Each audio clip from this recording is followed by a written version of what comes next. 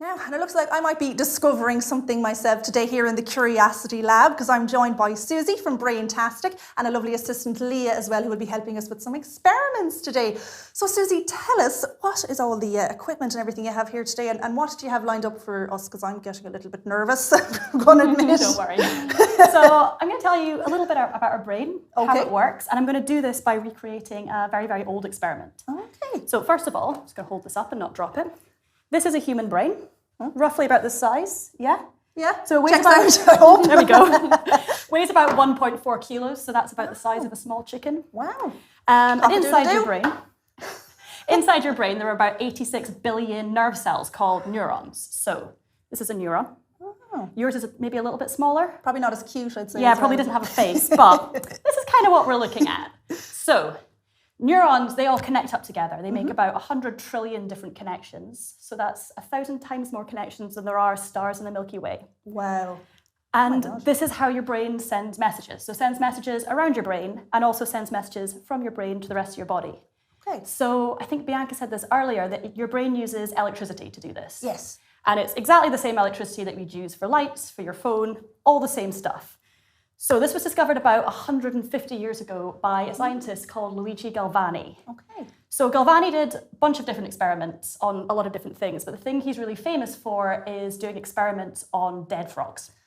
Ah, lovely. Yeah. That's we could bring in the dead frog now for the experiment. That'd be great. So unfortunately, I'm not sure why. I think they didn't have internet then, so you have to entertain yourself somehow. We don't have a dead frog. Okay. Harder to come by than you think they are.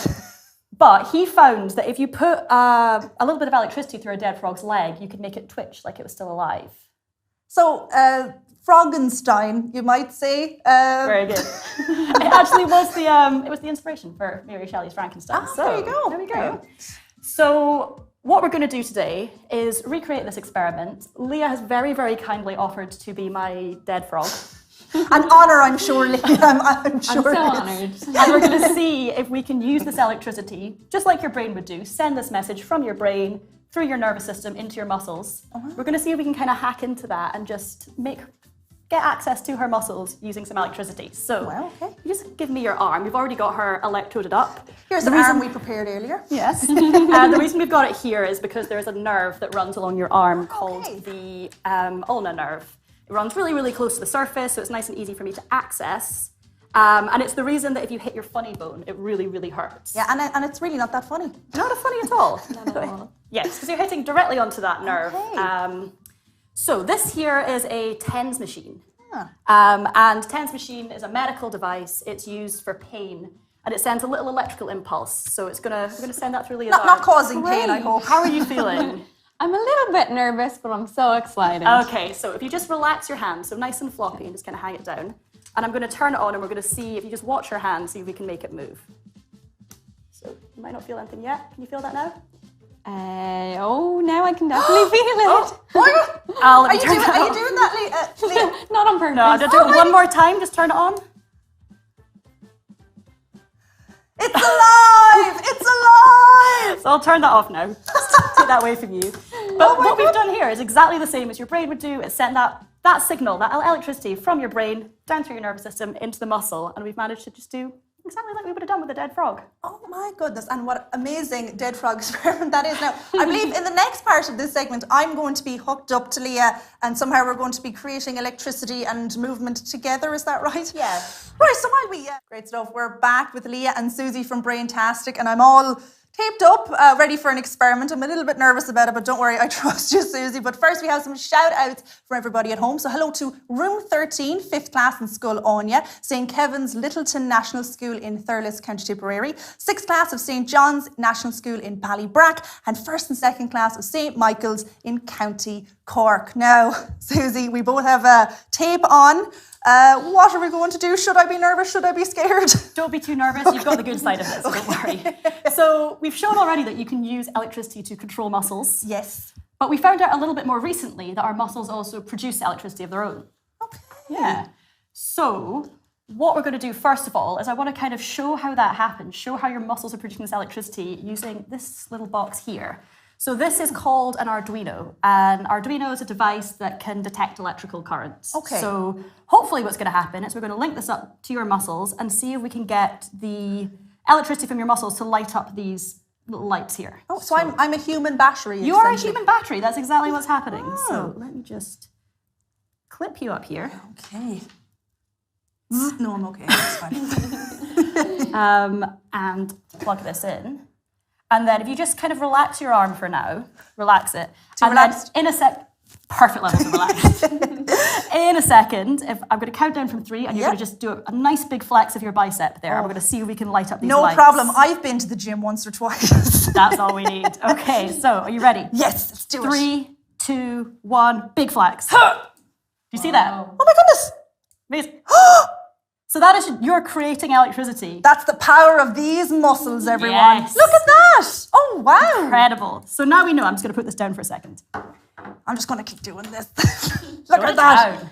So now we know that you can produce electricity using your muscles. Yes. We know that you can use electricity to control muscles, which leads us to a very interesting possibility. Oh, I can feel a connection coming on, Leah. Yeah. Can we use the electricity from your muscles to control the electricity in Leah's muscles? So it feels a little bit sci-fi. I mean, I'm just worried about the strength of my very, very strong bicep on poor Leah, but I mean, I trust you, Susie. She seems strong. I think she'll be okay. So this seems a little bit sci-fi. This is actually a really, really normal thing. This is a reflex. Okay. So normally when you want to move a muscle, a message goes from your brain, through your nervous system, into your muscle and you move it. Sometimes that's not quite fast enough. So if you touch something really hot, you pull your hand away really quickly. Yeah. And it feels like you don't have any control over that.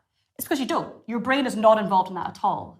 Because in the time it would take for the message to go from your hand, going, "Ooh, that's a bit hot," to your brain, and then going, "Move your hand," back to your hand, that's too slow and you've got burned. So when something like that happens, we bypass the brain completely. It goes in through your spinal column and you move it away, and your brain is not controlled at all. Oh, okay. Yeah. So it's the same way when I go, Ah! you blink. No, I didn't. I'm totally focused and in control. So that was a reflex. Your brain was not involved in that at all. Thanks. So Yeah. what I'm going to try to do now is I'm going to link the two of you up. So Leah, I'm just going to plug you back into the TENS machine. I'm going to link you up and see if we can create a reflex. But instead of going through one person, we're going to go through 2. Okay. And instead of it going through your spinal column, we're going to go through my box here. So I'm going to turn this back on. You shouldn't feel anything for now. You feel nothing? No? Cool. So relax your arm, nice and floppy. Okay. You have your bicep down. In a second, I'm going to connect you up. I'm going to count down from 3. And we're going to see what we can do. Right, are you ready? Yes. So 3, 2, 1, big flex. Was that, you good? Yes, I'm good. Are you okay to do one more? Sure, I'll go do for it. a little one. I'm sorry. I Okay. just don't know my own strength, everyone. Clearly. 3, 2, 1. 1. Oh my goodness. Look Amazing. at that. Okay, I'm just going to really quickly unplug this before MC goes completely mad with power. That is amazing. So it just goes to show that technology or ideas from 150 years ago in practice today. So thank you so much. And Leah as well, our lovely frog assistant, you might say. What a day one it has been. We've learned about vaccines, the nervous system, mindfulness, sustainability, and curious minds, all in one episode. And I'll make sure and send in any questions you may have for our next episode on Wednesday to scienceweek@sfi.ie, because we'll be answering them live on the show. In our next show, we'll have the amazing Dr. Naomi Lavelle, Dale Treadwell, and amazing triangles from 11:20 this Wednesday. And we hope you can join us again. And thanks very much for watching.